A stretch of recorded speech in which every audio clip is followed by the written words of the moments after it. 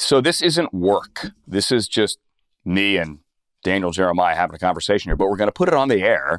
It's inside coverage on Yahoo. Hi, I'm Andrew, and this is the star of NFL Network, the draft coverage guru, Move the Sticks podcast, 40s and Free Agents, where he puts up with Greg Rosenthal, Hot Stove Padres reporter. DJ, how are you, man?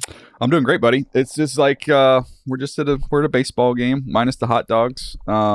Just hanging out, having a good time with my buddy. DJ's got great Padres seats. How many of them? Family seats. Five. There's 5. They're on first base. They're good. Good seats. They're good. They're so good that when I've been to Padre games and I try to get down to say hi to DJ, that they say, "Sir, you can't come down here." Well, and you said they as in plural, multiple people. Not just one. I mean, it's a whole staff there to protect that area. How old are you? I just turned 48 5 days ago. Okay. Happy belated birthday. Oh, thank you. How did you feel physically when you got out of bed this morning? I'll tell you this. I play a little bit of golf, and to the point now where I like to line up my putt when you get in a catcher's position, place your ball to line up the putt. And now that is so uncomfortable and hurts so bad that I have relegated myself to just dropping the ball and trying to use the putter to kind of move it around a little bit so that I don't have to get in the catcher's position. Needless to say, I will not be playing. I would not be up for playing in a turkey bowl, much less putting on a helmet and pads and going to try to play real football. Yeah, so you know where I'm going here. Yeah. DJ played quarterback at the major college level. You've taken plenty of hits. Can you imagine? And I know Philip Rivers is throwing the football in Fairhope, and he's coaching and he's staying active. Can you imagine not having gone through training camp, not having gone through an off-season program, actually getting hit by the Seahawks this Sunday? I can't, but I was around Philip for several years, and there's nothing about this that surprises me at all. I've never been around anybody who loves football more than he does, who, in an unorthodox way that he throws it, I'm sure he can still throw the ball well. He's just always been a talented thrower. And towards the end of his career, when his mobility, because of injuries and different things, had completely vanished, he was able to just catch, rock, and throw. Like you're in the gun, catch, rock your shoulders, and just kind of get the ball out quickly and try and protect yourself that way.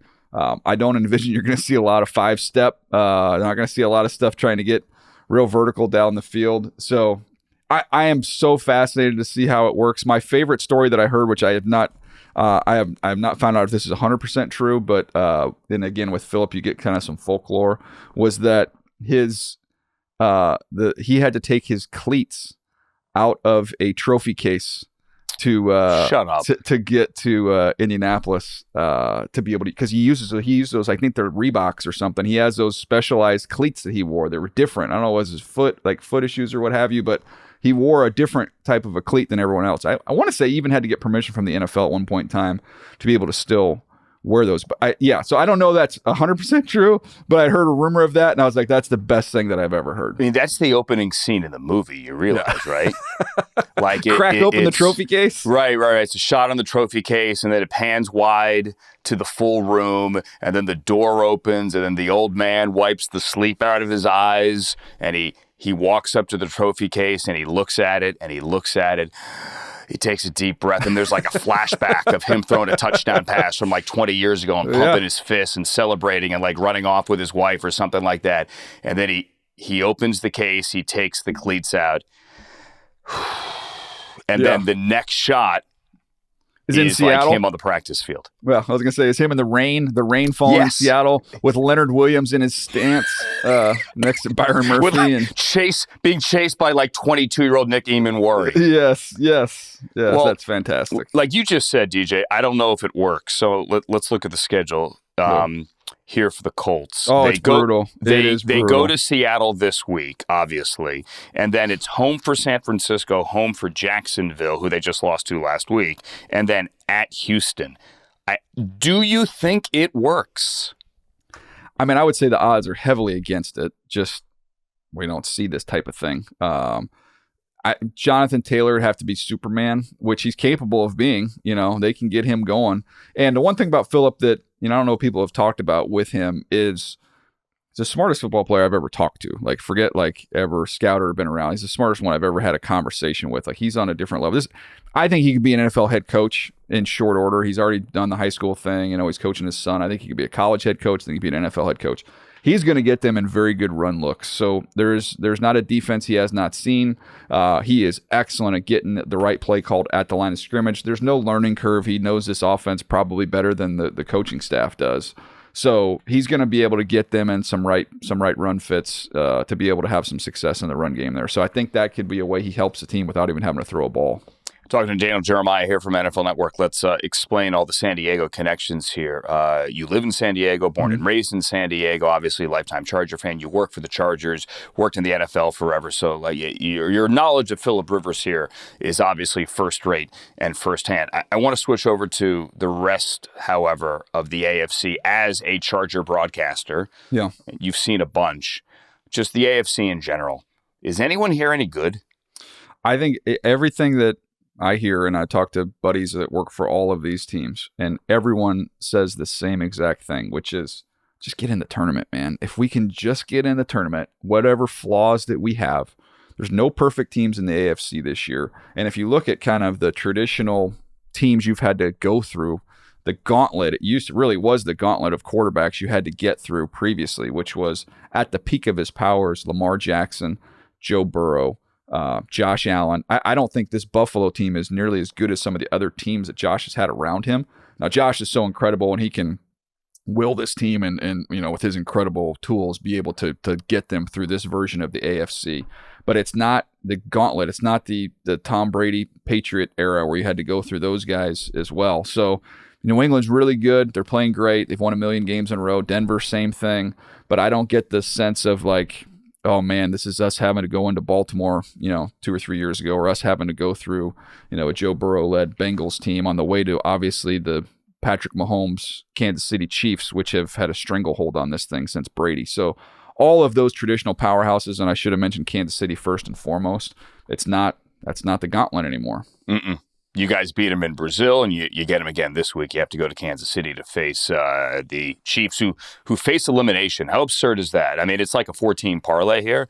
But if I had told you that you guys, the Chargers, would go to Kansas City for a 1 o'clock Eastern kick Week 15 with the Chargers facing elimination, if I'd said it like back in August, you would have said, you read the schedule wrong. We're supposed to have to play them on a short week on a Thursday night. No, I'm sorry. That's what I would have said. I would have said, wait, we get to play the Chiefs on the road on a Sunday and not on a short week Thursday night? Wow, that's nice.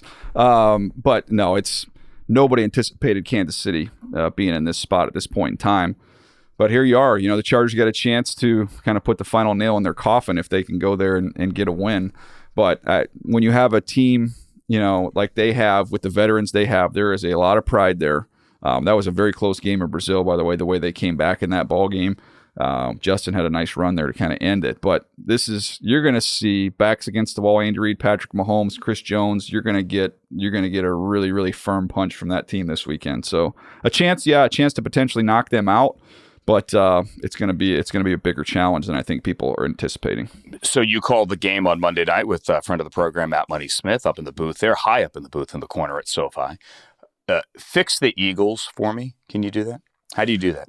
Yeah, you get Lane Johnson back. It seems to be like if you look at the numbers, I've never seen anything like that for an offensive lineman. The with and without numbers with Lane Johnson are insane. It goes from 600 something, win percentage to 300 something win percentage when he's not in there. So that helps. They have to be a run heavy team, and when they do that, they're going to get more favorable looks in the passing game, and I think it'll clear up the picture, and they'll be able to get some one-on-ones and off they go. I mean, Jalen's got to play a lot better. I think that will help with that, but if he's not seeing the field the way he's not seeing the field right now, they're not going to go anywhere. So that has to be fixed. It has to be cleaned up. I do think that you get Lane back. The defense I think that's the best corner group that I've seen this year with Cooper DeJean and Quinyon Mitchell. I mean, they did a phenomenal job in coverage. That is a very talented defense, and they get Jalen Carter healthy and back down the home stretch. That I have no issues, no concerns. I know the Bears ran all over them. I think that was kind of a one-off. I don't really worry about them on that side. But you get Lane Johnson back healthy, and you hope that somehow you get a little confidence in Jalen Hurts and he starts seeing the field a little bit better. I mean, Nick Sirianni had to angrily shoot down questions about benching Jalen for Tanner McKee. It's not a great place to be at when you're coming down the home stretch when you've got a Super Bowl MVP caliber quarterback that's not playing well. But the pressure cooker there is that's every week. It doesn't change. I mean, I think they got a 15-minute reprieve when Schwarber re-signed with the Phillies. Maybe that was a 15-minute block they were able to take off the radio coverage where they weren't ripping on Jalen Hurts, but I'm sure they got right back to it. Kyle Schwarber, speaking of old men, he could roll out of bed at like 50 and hit 50. Oh, yeah. Well, I don't know. He looks like he's swinging a golf club. I remember years ago, this is like 20, 25 years ago, doing a show on Fox Sports Radio, and John Kruk said, I hit good fat. And Kyle Schwarber years from now will hit good fat at like 50, and it's not going to matter. You mentioned on your 40s and Free Agents pod with Greg Rosenthal, part of an NFL media production that I was listening to yesterday on my workout, that you love watching the Bears every week. You watch Ben Johnson's offense. I'm going to be in Chicago this week, Browns Bears. It's going to be, I believe, 8 degrees without the wind chill. Whew. So I'm excited for that. But what stands out to me, just look at the numbers here. Obviously, they're fun to watch, but what they're doing in the run game, the yards before contact for their backs is off the charts. Yeah, it's not like push. It's not like 3 yards, but it's like 2.7, 2.8, I think. So what they are scheming up in the run game is working every week, like you mentioned the Eagles game on Black Friday. What are they doing? Well, they're getting an incredible push with their interior 3, and a lot of it is just down blocks where you're not having to, make an incredibly athletic reach block where you're having to get around somebody and try and cut them off. They're just washing guys down the line of scrimmage and creating creases, and they've been able to hit it. And then they're getting explosives off of that. A good number of it to Loveland, since he started cranking up the tight end, be able to get him vertical. That's a big-time weapon. The blueprint was there when they had Laporta with Ben Johnson in Detroit, so they know exactly how to use a player like this. Luther Burden, in terms of what he can do with the ball in his hands, run after catch. So they've got a lot of different ways to do it. I think nobody really talked about it much last game. I know they mentioned the broadcast, but I didn't think in any of the conversation after their loss to Green Bay that people gave enough attention to Rome Odunze not playing. I do think he's a big key to what they do because of the size, especially down the red zone, the physicality that he can play with is a really nice complement to what they do. But it's not just schematically what they do in terms of the advantage. I talked about this on there. I mean, from when they break the huddle, they get over the ball. They might shift once or move a little bit, but man, they are going. So they don't give the defense a lot of time to digest the picture and get a real comfortable feel for where they are and what they're doing. Rome Odunze, by the way, prepping for this game last night, I came upon this note. I had totally forgotten that he went to Bishop Gorman in Las Vegas. Yeah. And so if you add up, I was talking about this with Cedric Tillman recently, the talent they had, it might have been the greatest collection of high school talent on one team offensively. So they had Rome Odunze, Jalen Naylor, Brevin Jordan, Cedric Tillman, and Dorian Thompson-Robinson was their quarterback. Yeah, not bad, huh? 5 legit NFL players. I mean, I realize DTR is looking for a job, and is probably one of the quarterbacks right now saying, you kidding me? They called Philip Rivers and not me? Like Desmond Ridder, Taylor Heineke. Like, we can't get a sniff here? Yeah. But, I mean, what a collection. That's been a powerhouse program for a long time. Yeah, long time. All right, real quick on the draft. I heard you with Rich Eisen say a couple of weeks ago, Rich said, hey, who's the number 1 pick in the draft? And you said, I have no earthly idea. Yeah. And I know that wasn't, I'm in the middle of Chargers season. I haven't turned my attention yet to the draft. I understand how your process works. You're not fully there yet. But I also know that was partly saying, like, it could be anybody. Like, it could be Mendoza. It could be Dante Moore. It could be Arvell Reese. It could, 7, 8 guys potentially? Maybe that's a little bit extreme. Like, do we now, 3 weeks later, have any idea who that would be? I think Mendoza is probably the clear favorite. At the Penn State game and the plays he made at the end of that game against Ohio State, showing the toughness as well as some of the accuracy down the field. I think he's kind of separated himself a little bit at that position, and you know how it is. Usually that's what we're going to get. You're going to get a quarterback up there, whether it's a team that has the number one pick or a team that's going to auction off that number one overall pick. So I'd say he's the favorite. I'm sure he's going to win the Heisman Trophy this week. Not that factors into any of the draft stuff, but he's clearly ascended towards the end of the season. My comment there, Andrew, is almost more about the higher rated players in this draft, like some of the higher graded players. A couple receivers for me. Tate is unbelievable. Lemon's really good at USC. Those are top 10 graded type players. Sadiq, the tight end at Oregon, again, not a premier position, but a premier player. Caleb Downs, safety at Ohio State. How high do you take a safety? Those are some of the highest graded players. Arvell Reese would be my highest graded player where we are at this point in time right now. It was a quiet Big Ten championship game for him. Didn't do a lot in that game, but he's a freak show.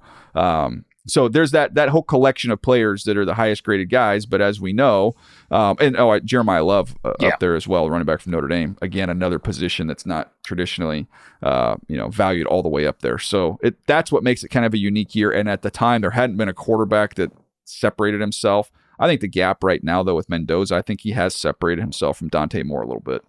What's fascinating is if, let's say, the Saints get up there, does Tyler Shuck might be out of the quarterback market now, the way Shuck's played. Right. You'd have to think there's no way the Titans go back in and get another quarterback. They have Cam Ward. You've seen enough. I mean, there are a couple of throws every week where you're like, wow, okay. Yeah, he's the guy. You got to build pieces around him.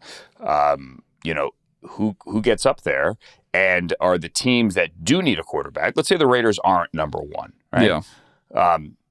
Are they willing to give up assets for Mendoza? Or whichever quarterback, Dante Moore, whoever that decides to come out? Or do you play the board? You always fear that somebody could jump you. What does it cost to get up this year? I know we're really, really early, but the idea that you could have teams in the top three that don't need a quarterback is very real.